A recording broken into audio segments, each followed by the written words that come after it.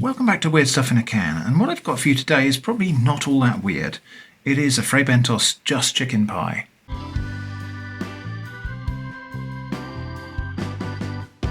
So yeah, Weird Stuff in a Can. This is probably the least weird of these admittedly rather weird pies. This is a canned pie consisting of a pie filling with a disc of pastry on top where you just cut the top out and bake it in the oven.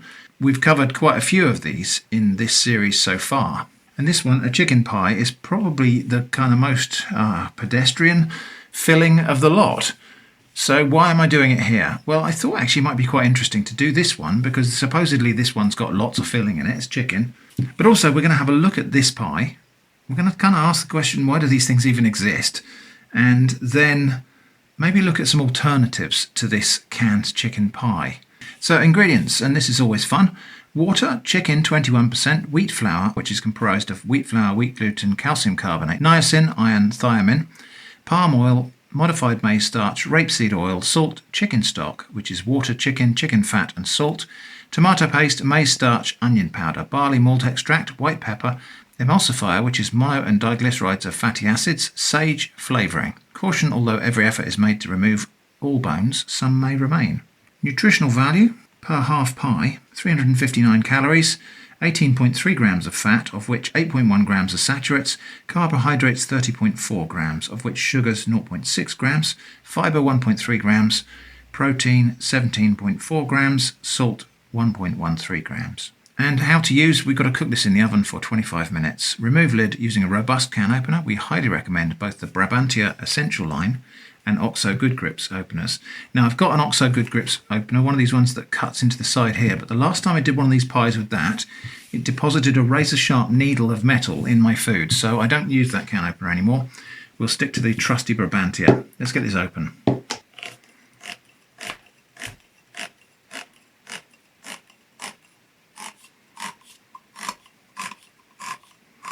Now there's always a bit of anticipation here. Is this going to have an intact top crust, or is it going to have one of those weird things where it looks like somebody stuck their thumb in it?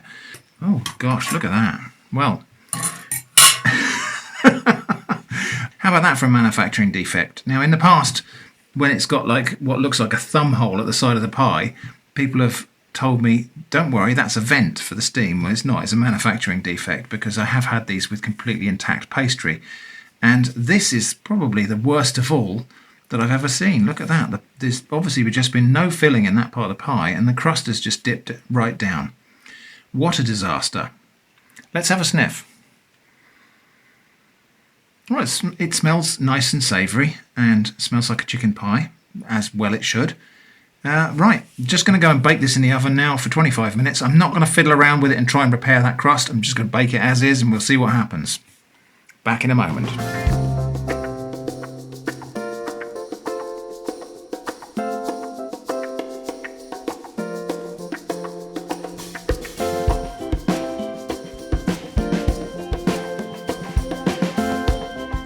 Right, well, there we go. So a couple of things to say about this. One is it's remarkable that the pastry kind of healed itself. This, I think, is the spot that was sunken in, and it's puffed up, and I presume the filling has run underneath. The other is, I think this pastry is really a bit under, but I gave it 25 minutes, and actually the pack says 25 to 30 minutes, so I gave it another 5 minutes, and this is what you get, which is still a bit soft, and underneath there we're definitely going to have those soft pastry underlayers like we always get with these pies. So you might think I should have cooked this for longer, but I don't like to deviate from the instructions. Anyway, let's try serving a bit of this up and see what we end up with. I think what I'll do is I'll go through the middle of that bit there. So yeah, the top layer of pastry is kind of almost crisp, although not very. The pastry on these does tend to be a little bit like lasagna sheets, and some people really like that. Okay, so what I think I'll do, we'll have a look first. So that's the, oh gosh, look at that. That is the just chicken.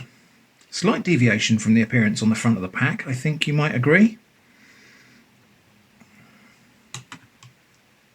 Let's just have a sniff.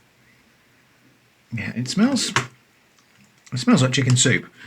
It's got that kind of canned meat vibe to it, which of course it would have because it's canned meat. What's weird here is that there's kind of like almost like a creaminess to parts of the gravy and a jelliness to other parts of the gravy. That is the Fray Bentos Just Chicken Pie. So let's have one of these little chunks of chicken. They're crumbly, almost falling apart. That's all right, it's canned chicken. Pastry. There's not going to be an awful lot to say about this because we've had so many of these pies before, and really the only thing that's different about this one is the filling. Camera's in the way of me getting this in my mouth. Yeah, pastry I think definitely could have done with another 5 minutes. But what tends to happen with these is that top pastry layer, because it's separated from the other bits underneath, the very top layer tends to go really crispy and then burn, and you've still got this. It's more, like I say, it's more like pasta than pastry underneath. It's not horrible, it's like a dumpling. Well, I will eat the rest of this because I don't like wasting food. Not that weird in concept, definitely weird in appearance when we opened it, and cooked. Oh, I don't know. I think as far as chicken pies go, that is a weird pie. Now, normally at this point the video would be over and I'd be saying thanks for watching, but we have got something else to think about. And I think the way of framing that is that picture on the front of the tin is labelled serving suggestion, implying this is not the pie you're going to get, this is just how you should serve a pie. So let's take that serving suggestion at face value and we'll go and have a look at serving something that's not this. So that's the review of this variety of Fray Bentos canned pie over with. Now I thought it might be fun to overthink and overanalyse the niche that this product perhaps fills and look at some alternatives. I think, and feel free to correct me, the purpose of this product is to be on standby. It sits at the back of the cupboard, not going bad, until it's required. The weirdly specific use case scenario I have in my head is a person returning home very tired from work or a journey, maybe soaking wet from rain or freezing cold from being stuck on a train platform for too long, and that person wants some sort of hot food that is dead simple to prepare. So standing in the kitchen in wet clothes, they open the canned pie, throw it in the oven, and then trudge off for a bath or shower and change into some warm, dry clothes.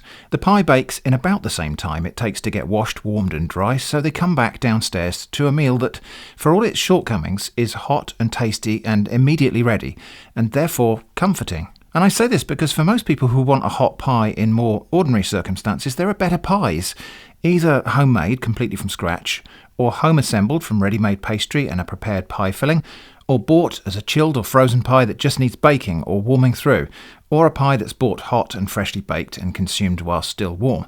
If you want a hot pie and it's just a normal day, there are plenty of better options than Fray Bentos. Sorry if that offends anyone who truly loves these pies for what they are. You're not wrong, but I think most people would not choose a canned pie over other options if the choice exists. The low price of these pies is also a factor, I suppose, but many of the alternatives are priced reasonably similarly. Before we look at alternatives that might fit the same sort of standby emergency pie niche, let's think about why pies are good. I think it's just because the components are a winning combination. There's a crispy, starchy bit, there's a satisfying, proteiny filling, and there's a savoury sauce or gravy. Now, you could argue that a bowl of soup and a plate of toast offers similar things, and perhaps you'd be right. And I think in that coming home soaking wet scenario, soup and bread or soup and toast is another choice that many people might reach for. Nothing wrong with that, but it's not quite a pie. Beans on toast is maybe a little bit closer, at least insofar that it's all served together. The crispy starchy bit, the satisfying proteiny bit, the savoury saucy bit. If Fray Bentos pie is a pie, beans on toast is an upside down pie. Convince me otherwise. So I think beans on toast is the minimum viable product that qualifies as a comparable alternative to one of these standby pies. And I suppose it could be something else on toast, such as a can of curried chicken or beef chili or something like that. So let's see how it compares. On price, something on toast is almost certainly cheaper than a Fray Bentos pie. It takes slightly more time and hands-on effort to prepare. You have to stand over a pan. It won't just cook itself while you walk off. In terms of quality and eating experience, I think it has the potential to surpass a Fray Bentos pie. But what if we want something that's a bit more of a pie? Well, and this part is obvious, there are any number of frozen pies that cook direct from frozen, such as these which I bought in Iceland. Iceland the freezer shop, not Iceland the country. In price, the entry-level versions of these are about on a par with Fray Bentos. You can pay more if you like, and you generally get what you pay for. Hands-on effort to prepare is arguably slightly less than a Fray Bentos pie because opening a cardboard box is easier than opening one of those tricky cans. I mean, not for me because I have an excellent can opener, but I know people do struggle and even break equipment opening those canned pies. Time to prepare is slightly longer, typically 30 to 35 minutes for a frozen individual pie, versus Fray Bentos 25 to 30, but that extra 5 minutes is not a big deal, I think. Quality and eating experience is, well, I'm going to say it, clearly superior to Fray Bentos. There's a bottom crust, so it's a proper pie, and the top crust is proper flaky pastry. I mean, don't get me wrong, I still say it's a marvel of engineering that something even slightly resembling pastry can come out of one of these cans after the canning process. But really, there's no contest here, unless you're one of those people that specifically enjoys those weird, soggy underlayers of Fray Bentos crust. And again, if that's what you like, you're not wrong. But also, let's not pretend that's a normal pie crust. Now I want to look at a couple of sort of targeted solutions that I've devised. The first one aims to be as close to pie as possible in the shortest possible time from a standing start. The second one aims to try to maximise tasty and satisfying while minimising price. Importantly, both of them are things that could be kept on standby indefinitely until required. So, speedy pie. These are frozen parathas, a type of Indian bread that has quite a lot in common with puff pastry. Specifically, it's made from a thin laminated dough interleaved with butter. I'm going to use these, or maybe the word is misuse. One of these goes straight into the cold pan over high heat. It will thaw as the pan warms, then toast and bake in just a couple of minutes. I'll set that aside on a rack to keep it somewhat crispy. Then, straight into the same pan, a can of something. There are a number of options for this: stewed beef, curries, chilli, even one of those cans of all-day breakfast if that's what you want. On 2 different days I tried this with a can of chicken and white sauce, and the other day a can of beef chilli. A little bit of additional water to loosen the sauce and prevent it from burning, and then just stir for a couple of minutes until it's piping hot throughout. Then off the heat, on with the crust, and there we go. Maybe not exactly a pie, but I'm going to say it's closer to the experience of eating a regular chicken pie than the canned Fray Bentos chicken pie was, just because it has something resembling a proper top crust. So, speedy pie, price about the same as Fray Bentos, maybe less or more depending on your choice of filling. It is more hands-on effort, sure, but time from start to finish is about 1/3 of the baking time for the canned pie. Quality and eating experience, better. A whole lot better. Next, cheap but very satisfying. And the basis for this will be a 6-pack of Mr. Brain's faggots. I'm aware the word means other things in other places that are not this place. Faggots are a traditional type of meatball, kind of similar to haggis, I suppose, but made from pork and pork offal, served in a rich gravy, and they are delicious. Homemade or from an independent butcher is best, of course, but these frozen ones aren't half bad, and they're really cheap at £1 for a pack of 6 at the time of recording this. They cook from frozen in the oven. The downside is they take nearly an hour to cook, disqualifying them from being that sort of emergency standby meal that we discussed earlier. But that wasn't the target here. The target was super tasty, satisfying and cheap. They can be cooked faster in a microwave, but I need the oven for the crust. While these are baking, I'll throw in a couple of my frozen parathas on a tray. These won't take as long to cook, so to get the timing right, I put them in after about 20 minutes into cooking the faggots, and they baked nice and crispy and golden and flaky. So what I've got here is really enough for 2 servings, and in this footage I decided to have some vegetables on the side. So what we have is tender, meaty faggots in a rich gravy, together with a crisp paratha crust. It's pretty much a pie. The price for this is only a little bit over £1, about half the price of the canned Fray Bentos pies. Hands-on effort is approximately the same as the canned pie, I think. Time from start to serving is more than twice that of the canned pie, but the quality and eating experience is again way better. So I'm sure there are other pie-like alternatives that I haven't mentioned. Maybe using ready-rolled pastry that you can buy from the chiller and keep in the fridge, and probably others I haven't even thought of. But with a little bit of sadness, I think, I have to say there just aren't very many scenarios where the Fray Bentos canned pies win out nowadays. Back in the day when they were very generously filled with meat, they were a better proposition on that account.